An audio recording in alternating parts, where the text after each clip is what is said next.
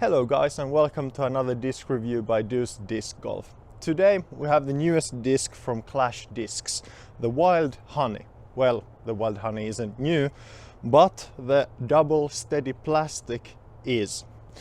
So this one is 171 grams heavy, and I'll come closer to show you how the profile of the disc looks like. So we have a pretty nice dome. The wing is fairly shallow, or fairly low.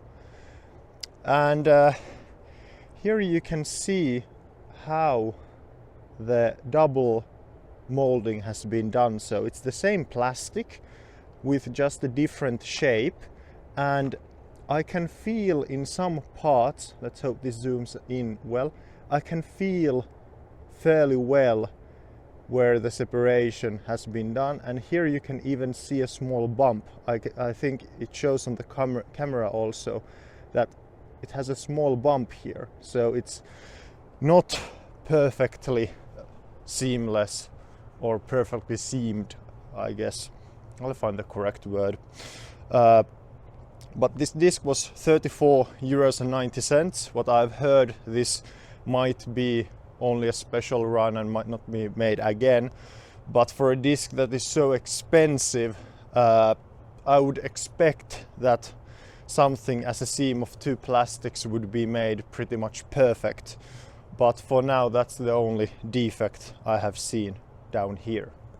So without further ado, let's start throwing this disc. Let's start with a hyzer.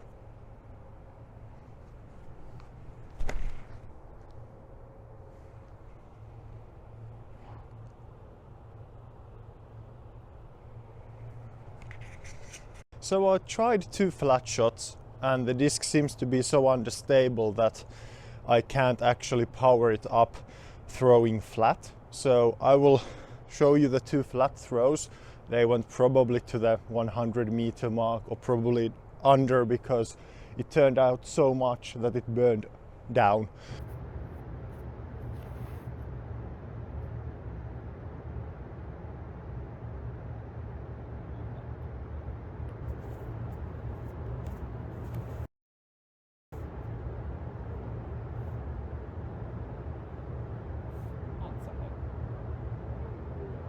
So I'll try to do a big hyzer flip with more power, and let's see if I can get a really nice flight out of it.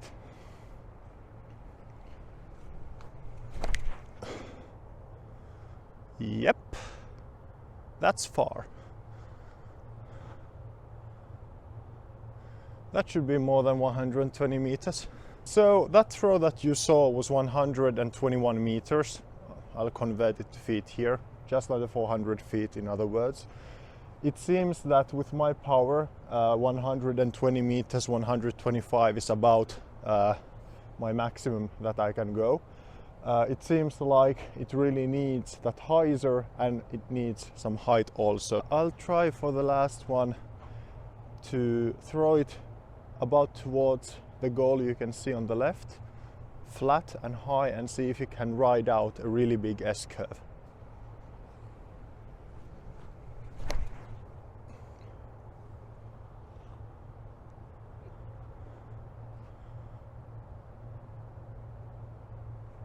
So the shot that I got over the goal was 121 meters. So it definitely looks like on a hyzer I can push it fairly consistently over 120 meters. It's just about my form, not the disc. But throwing flat is quite difficult for me, at least. So I will not even try to throw any sort of anhyzer. The one you saw from the left to right was probably my best take. So I'll try a forehand. My forehand is fairly weak, so this should be pretty good for it. I'll try to throw it flat or a small any.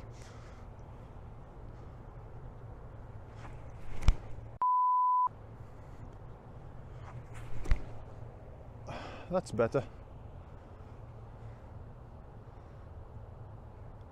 So, to a bit of a surprise for me, the forehand went 93 meters according to the Chinese Bushnell I have, so it went farther than I was expecting.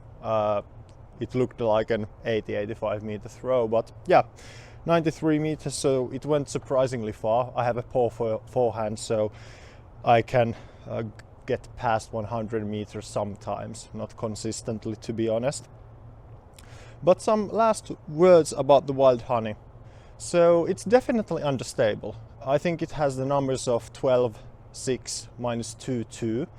And this one flies pretty much close to it, maybe even like a -3 for me, as I can throw to 120 meters. So it was quite flippy.